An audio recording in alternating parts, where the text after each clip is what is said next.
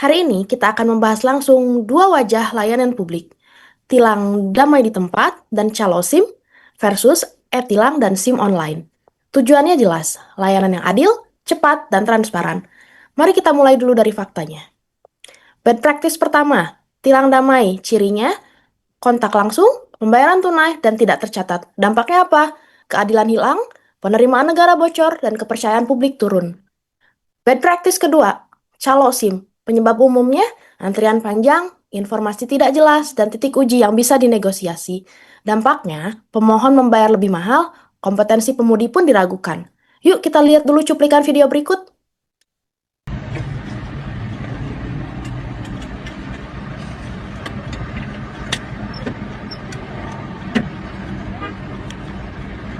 Iya, iya, iya, iya. Tangannya, iya. Iya, kerekam lo, pungli lo. Pungli lo, kerekam lo tangannya lo.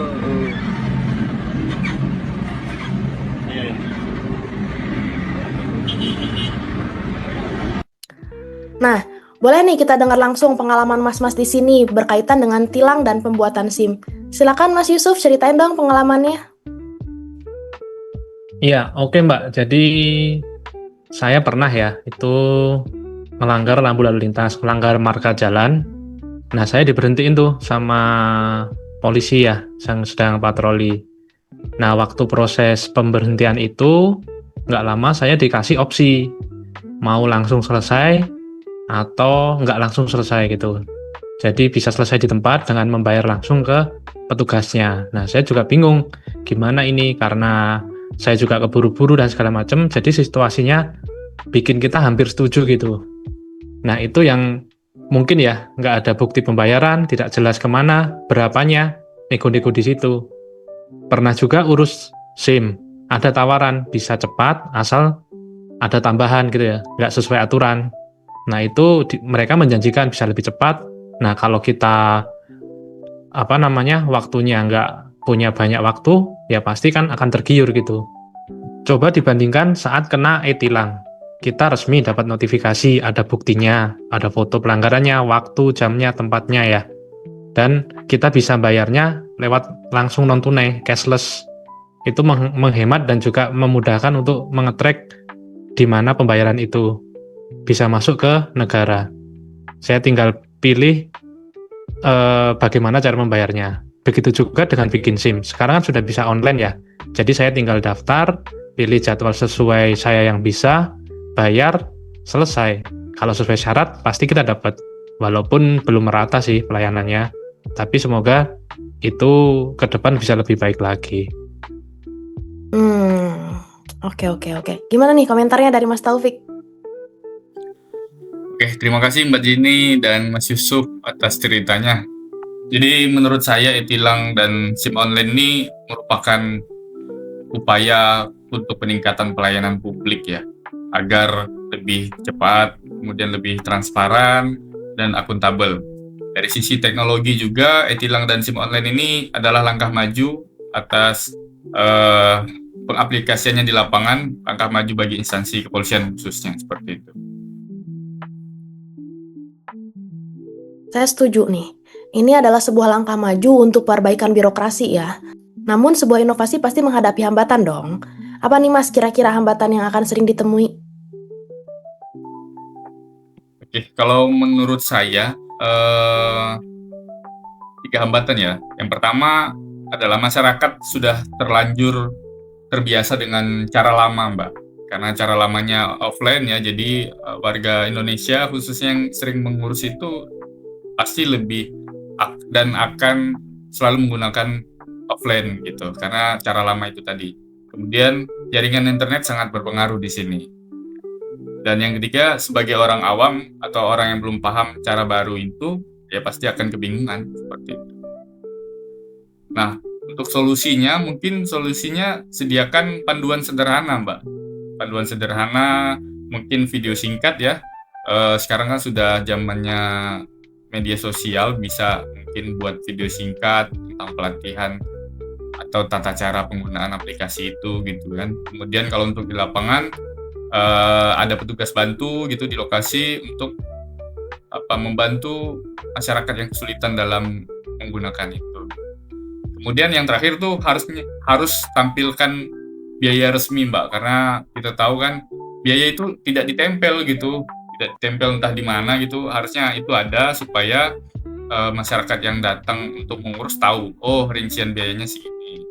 Minimalisir kejadian pungli itu tadi, Mbak. Nah, kalau informasinya jelas dan jalurnya juga rapi, pasti masyarakat mau ikut. Dan yang penting jangan dipersulit sih, Mbak.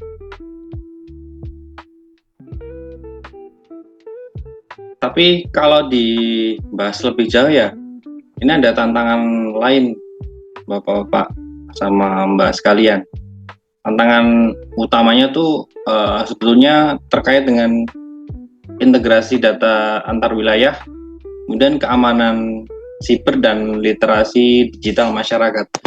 Kan kita majemuk ya masyarakat ya, pasti banyak yang bisa melek teknologi dan ada yang enggak. Jika hal ini tidak diantisipasi, bisa muncul masalah kebocoran data atau kesenjangan akses. Dua kemajuan ini memudahkan masyarakat perkotaan, tetapi kita lihat dulu di desa terpencil, di mana jaringan internet masih rendah, susah sinyal banget di situ.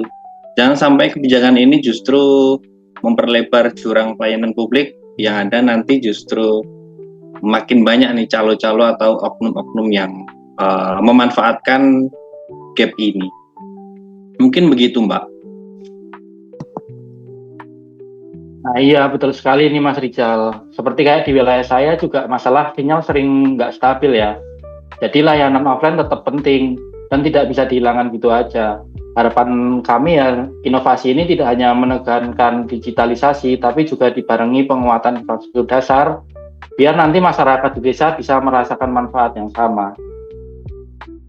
Menarik ya. Jadi ada dua sisi ya, percepatan digitalisasi dan pemerataan akses. Gimana nih Mas, strategi ke depan agar inovasi ini nggak ninggalin masyarakat yang masih bergantung pada layanan offline?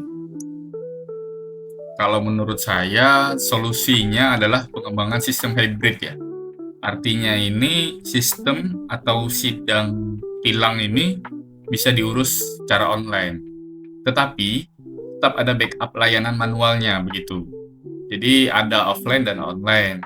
Selain itu juga harus ada kerjasama dengan operator telekomunikasi untuk memperluas jaringan ini. Misal tadi di daerah tertentu jaringannya jelek, ya itu tadi harus adanya kolaborasi itu, Mas, Mbak. Jadi manfaatnya langsung terasa ya Mas, prosesnya bisa lebih cepat, biayanya juga jelas, dan semua orang juga diperlakukan sama. Dari sisi institusi, data juga jadi lebih tertata, pengawasan lebih mudah, dan jadi meningkatkan kepercayaan bagi masyarakat. Praktik penghutang kecil sehari-hari juga bisa berkurang karena tidak ada lagi kontak langsung maupun pembayaran tunai. Betul Mas ya. Kita harus ambil sikap hari ini pakai e-tilang dan SIM online. Tolak damai di tempat dan jangan gunakan calo. Jika menemukan penyimpangan, laporkan aja via kanal pengaduan resmi. Yap, kita semua ASN. Tugas kita memberi contoh. Tolak pungli, layani sesuai aturan, arahkan warga memakai e-tilang dan SIM online. Jika ada penyimpangan, catat dan laporkan melalui kanal pengaduan resmi. Smart governance dimulai dari diri kita. Sekian bincang-bincang kita kali ini. Terima kasih sudah menyimak sampai akhir. Sampai jumpa lagi di kesempatan lain. Terima kasih.